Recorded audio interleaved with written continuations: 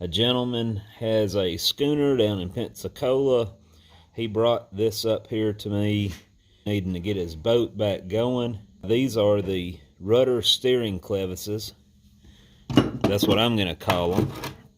And he had to make a second trip back down there to find the missing link because I wasn't going to be able to do anything without it. These are a mirror image of each other. And one sweeps this way, the other one sweeps the other way, as you can see.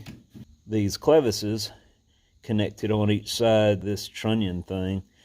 And of course, when you steered, that rotated this worm, and the clevises went from here to these ears. And there is an offset from here to here, and it's specified here on the drawing, right there.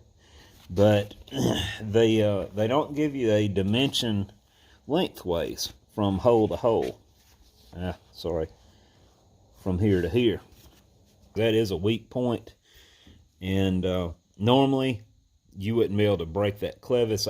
I think the schooner got slammed into something rudder first, and it just threw so much torque into the transmission of this. That was the weakest point of the steering mechanism, right in this curve. I actually haven't seen the thing assembled, so I'm guessing. This looks like it's lining up pretty good, so just with 2x4 under it. So what I'm going to do, I'm going to use JP Weld and looked at the whole apparatus this goes on, and I don't think this distance is critical as long as they are the same on each one. That will be what's important. They will have plenty of meat there to support these things. So I think this is going to be fine. Just use a little JB Weld here, and that's probably about right. Alright, I'll take half of it and put it on one of them.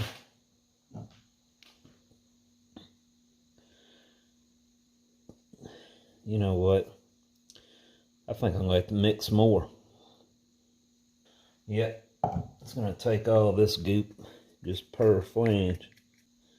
I want to get it on there thick because this is not a clean break. It has a bend to it. So it's not going to be in contact all along the surface like if this were cast iron. A cheap little cup. I just heard it crack. I hope I don't get this crap on me. That ought to be plenty for this one. Get it to focus here.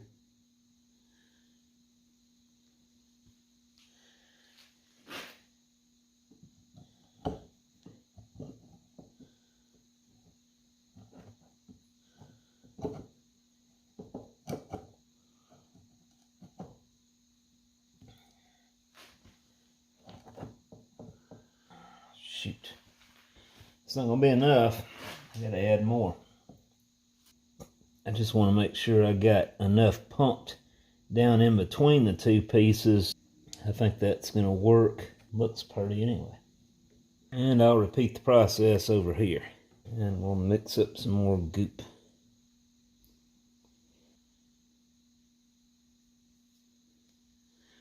I'm fixing to get this all over me, I think. I got a pretty good thick goop going here, so that might be enough this time. We'll see.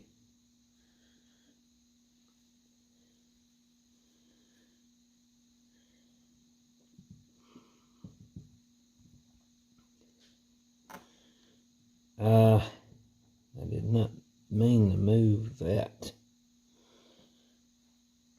But everything looks good. It don't appear like it shifted the other one. Hope I get to ride on this schooner when he gets it going. Okay, guys, I want you to know that I do not do pattern making. The only reason I am doing this is because it's stranded. So that's the only reason I'm doing this. So don't get any ideas and send me a whole bunch of broken castings down here and want me to recast the things. You got time to make your patterns. This is a situation where the guy didn't have that kind of time. So I'm going to let this set tonight. And I'm going to give it at least 12 hours. And then I'm going to take a rotary file. And I'm going to get in here and kind of dress these gobs up a little bit. And then areas that would catch sand, still have to fill in holes. I got to pack these full along with the big holes. This is the material that the guy provided for me. It's manganese bronze. The ingot there is silicon bronze. I'm not quite sure about the propeller shaft. But anyway, that's going to be the material we're going to melt down for this project.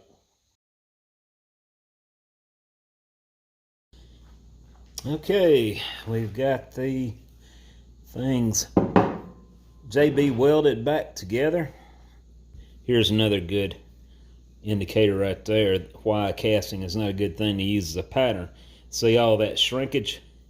It goes in now, so there's no draft angle left there.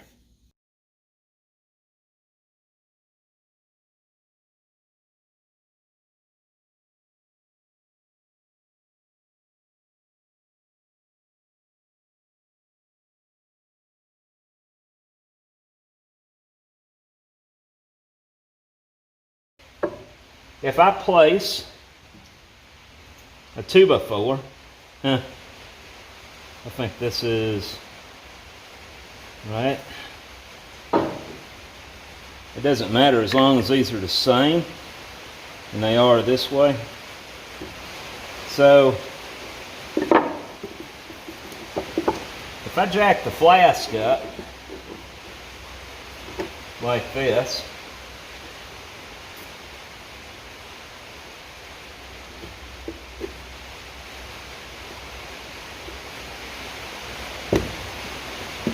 now look at it. I have a good 2 inches or more from this to the top of the flask. So the first thing I'm going to do is pack sand around the edges, get this positioned where I want it, and ram it up. I got the sand super wet tonight. I'm just going to form a wall here. I'm going to pack it on my fingers as good as I can.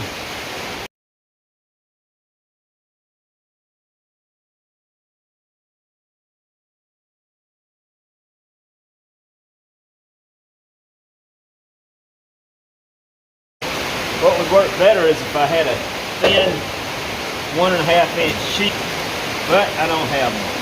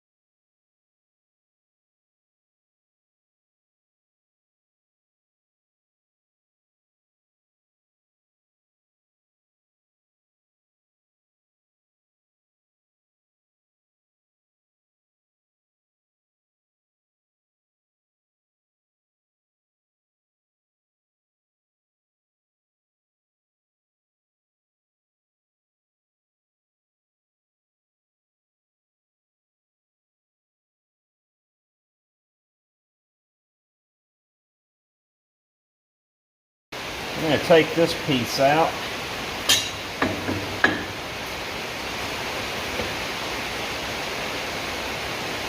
You can take the board and all and turn it up on edge.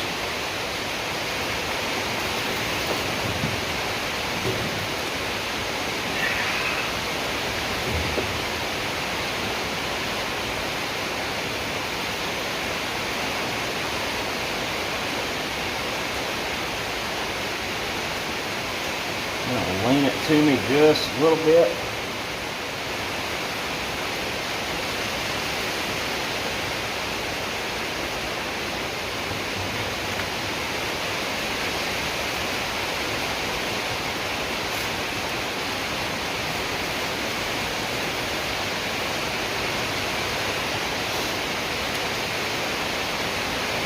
And now I'm going to coat down.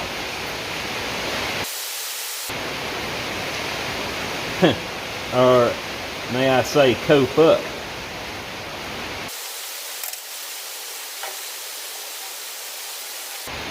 If you don't remember, this is the slick that Mr. Pete gave me.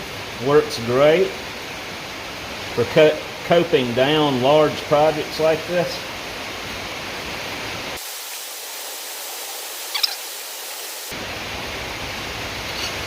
Okay, now I do not want to cut an angled bed right up to that. I want to keep this flat, and then I'll cut back here and put a little shoulder there. And I messed up here and did that.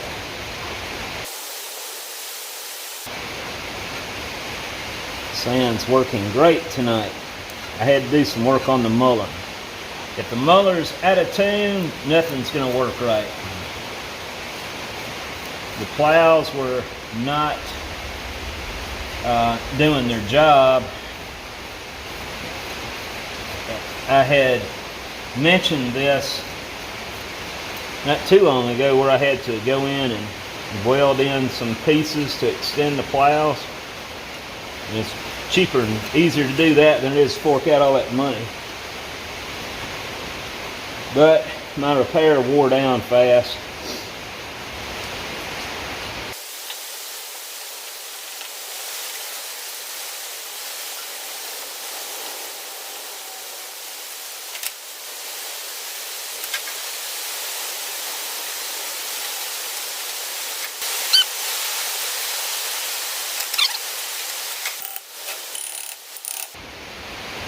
Right now I'm just loosening it. Notice I don't keep that block of wood right on it. I back it off about a 1/16 of it or an 1/8 of an inch. Give it a little better wrap. And hopefully my JB weld will hold as I do this.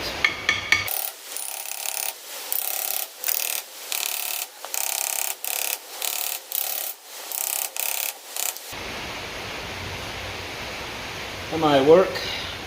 A little more. Oh yeah.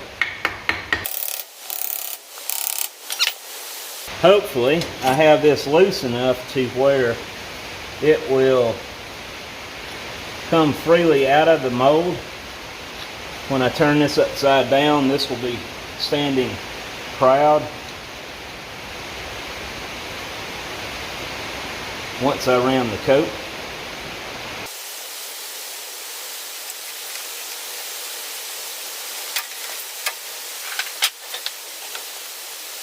I need to keep the turbulence as low as possible.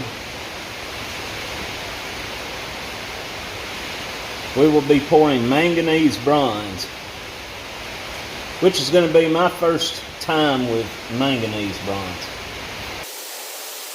I'm just going to cut 2 risers in each one of these, and you don't usually see me do this, but this will be a open riser here and here. And I'm going to cut my sprue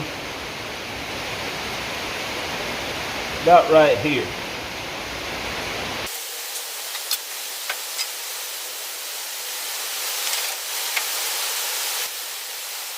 Good enough.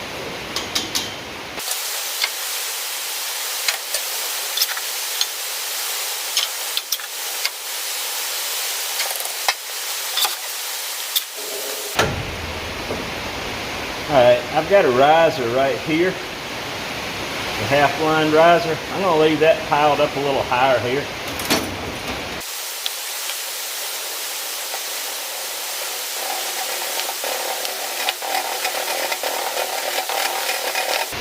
See a little bit of that riser there. I'm going easy right there, trying not to hit it too hard. Alrighty. It's critical that I scratch this up, rough it up to get that next layer to bond. If I don't do that, I'll have a whole sheet of sand come off when I go to flip this. And you know, I try to tell people how important that is. And they don't listen, and then they find out the hard way and dump half my sand all over the floor. What do they care?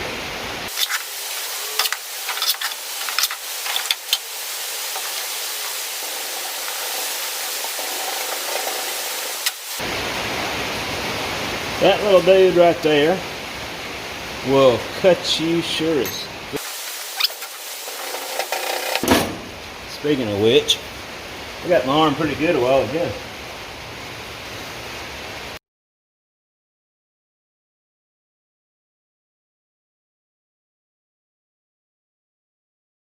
Put my sprue about right here. Straight down.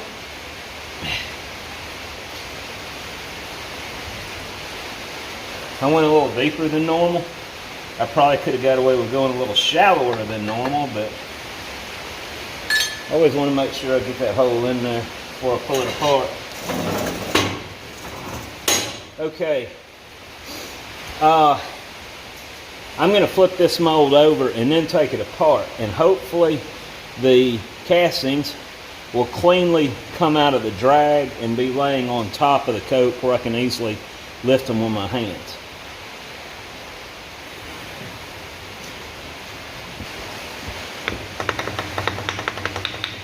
Okay.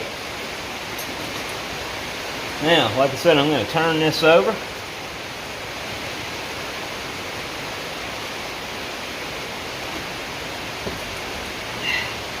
I'm going to hold it tight together. So I put it on that corner.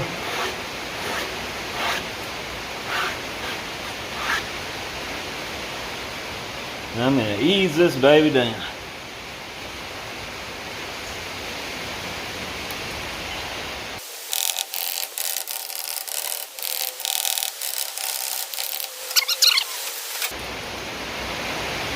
The object is always keep this thing parallel, straight up. Can't have it tilt this way, cannot have it tilt this way. It's got to come parallel to the bottom until you clear these pins. Sometimes it'll grab on you and catch, but you have to stop right there and maintain a level pull. If you don't, you can tear sand loose at the bottom.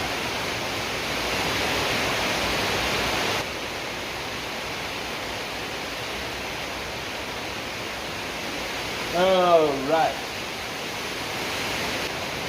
That is going to be a lot of grinding. I'm going to gently catch it here and here and pull up. Since I got more debris here, I'm going to pick it up and I'm going to lay it over this way and dump that trash out.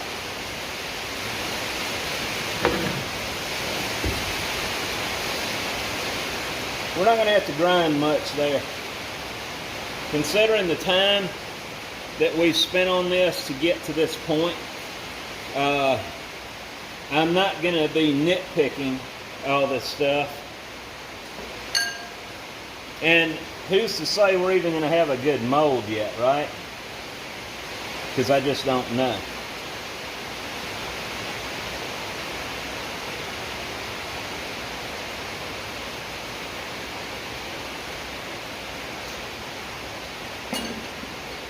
So I've got to cut 2 open risers. I would prefer to have a bigger pipe,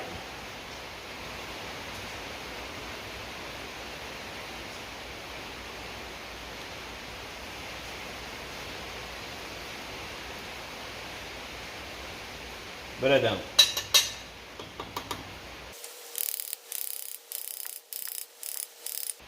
All right.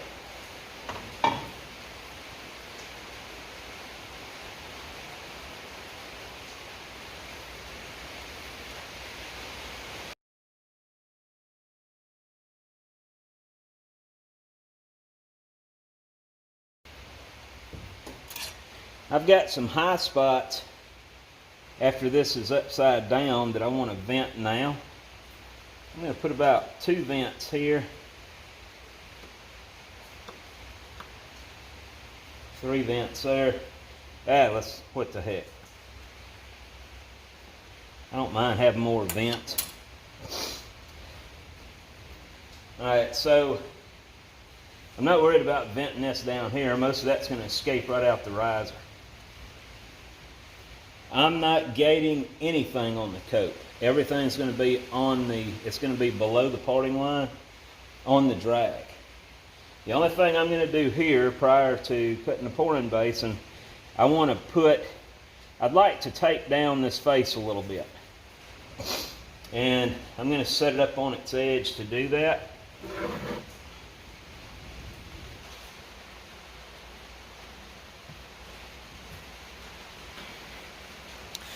This is a homemade boring bar, but it's ideal for what I need to do here.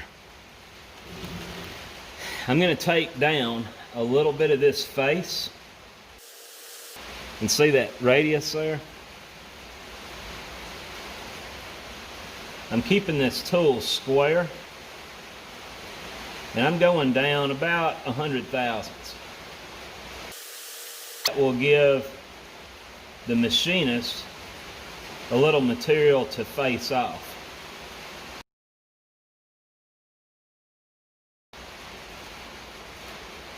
And I'm going to also do the same thing on the drag there.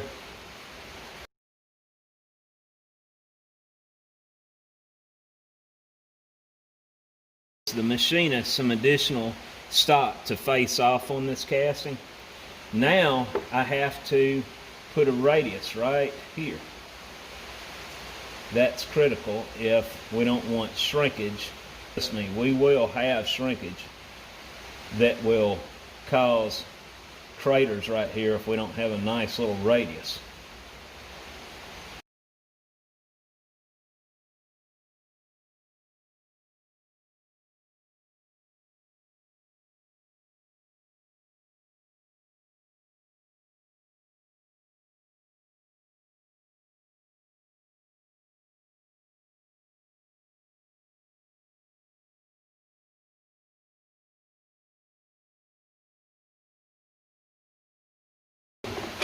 Now we cut the pouring basin while we got the coat here.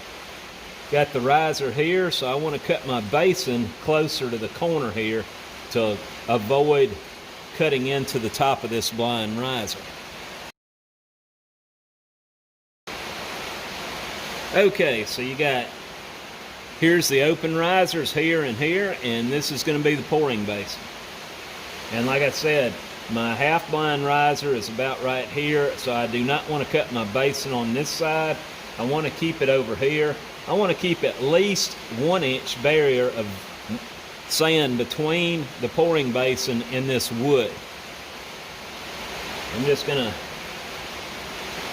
go in this direction and scratch out my size first, or my diameter. Open it up a little more,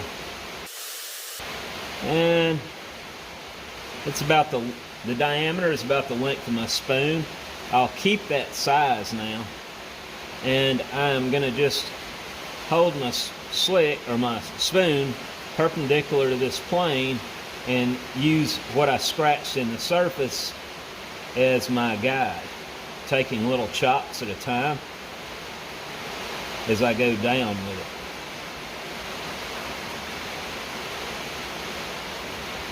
It doesn't take but a few seconds.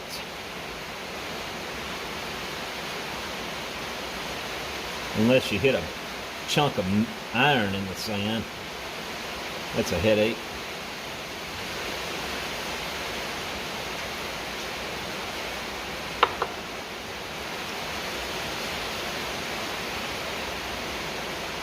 Okay, so I've got a nice cylinder that goes down to the sprue. I want to cut just a little bit deeper well right here below the intersect of that. I'm going to push a little radius here.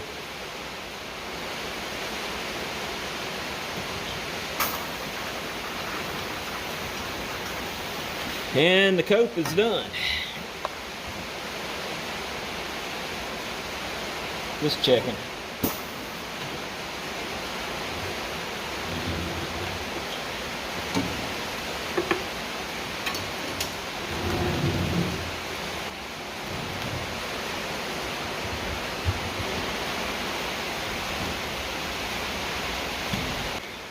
Okay, it's time to cut the gates. I am, since I already have this mess, this is all below the parting line. So I'm going to start off by bringing my bronze into the riser here, into the base.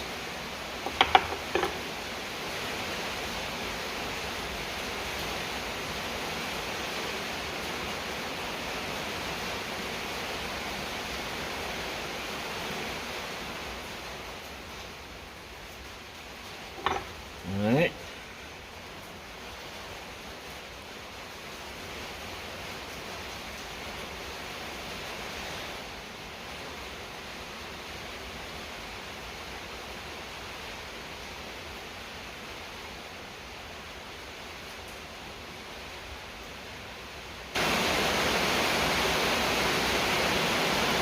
If I go any farther this way, I'm going to go right into this broke off sand, and it's just going to bypass.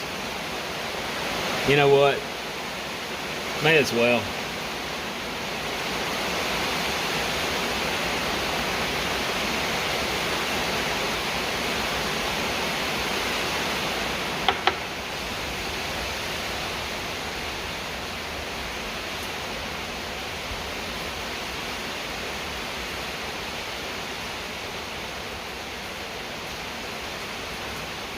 Okay, I'm gonna feed right here where that boss is, and I'm going to put a little edge break right there.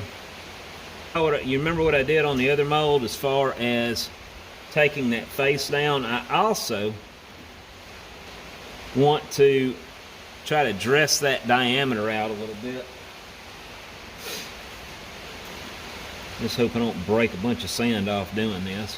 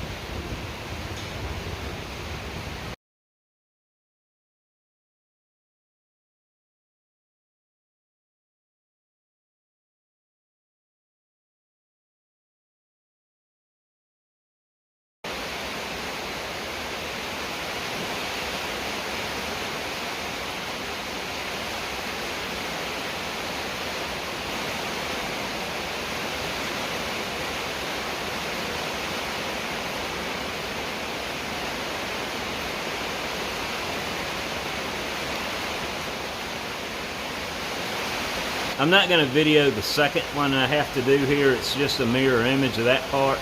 It'll be the same exact process. This is the third attempt to do this, and I know I've got some flashing to grind off, but considering all the problems and obstacles we've been running into the past couple nights trying to get this one done, let alone both of them, I don't care. It's not going to take me that long to put a cutoff wheel on there and knock that right off and grind it down. Way too many other things that have to be cast in the next 4 days on a deadline. I've got somebody coming down to pick up their castings, and I've got one left I got to get cast to finish that order. I've got to have that done by the time he gets here. I got to get Keith. I promised Keith I would have him his stuff cast by Sunday, and and I'm forgetting a whole bunch of other things here. So anyway, we're going to go ahead and go to pouring these, assuming I get this second mold done. Well, I had 2 cameras set up for this pour, and I didn't press record on the second one. I had all my attention devoted to this material I'm not used to pouring, and decided the camera you're viewing here would catch everything, and it died minutes before the actual pour, so I apologize for that. There's a lot of stuff going on during the melt that you have to stay focused on, and you know, I pretty much have cast iron down pat, so I know when to time things, when to go check the cameras. And with this particular pour here, it was all new to me, and I was trying to focus on that, so I do apologize, and I won't make it a habit of leaving the pours out if I can help it.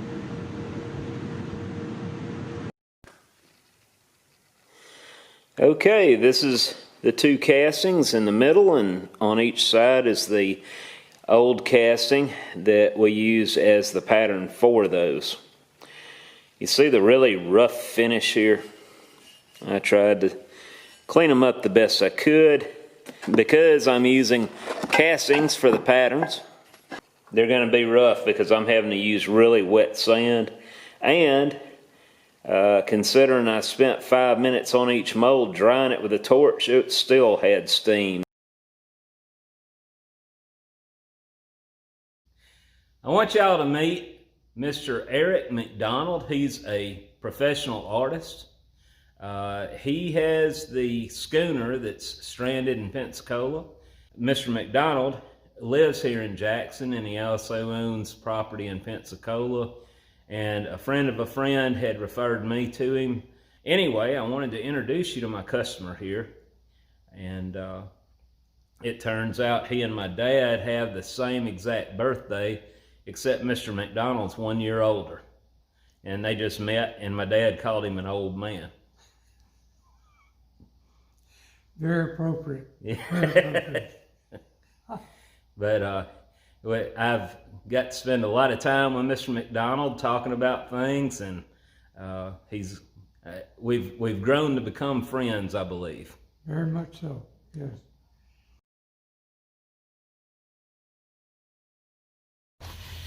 All right, I'm over at my buddy's machine shop, Bill Zeremba, and he's machining these out. I had to come over and check to make sure the material is good, and I believe I'm able to pour Manganese Bronze now. And we've got the other 2 right here. We put a pin. This is the old one, of course, and I think these are going to work fine. Bill, I've introduced y'all before. He and Mr. McDonald tore the thing apart, and that's part of it. And then this is the worm, or the screw, and Bill was pointing out that, like rack and pinion steering. Yeah. Bill was pointing out the shaft got bent during the wreck. So they're going to put that on a press, put it between V's, and get that straightened out, or it's going to create a binding effect on the linkage when they get ready to reassemble this. But that concludes this video, and I want to thank Bill for being available to take this job on. Say hi, Bill. Hi, Bill. Like and subscribe if you haven't already to see all upcoming projects going on at Windy Hill Foundry. Until then, hope everyone has a nice day and stay safe.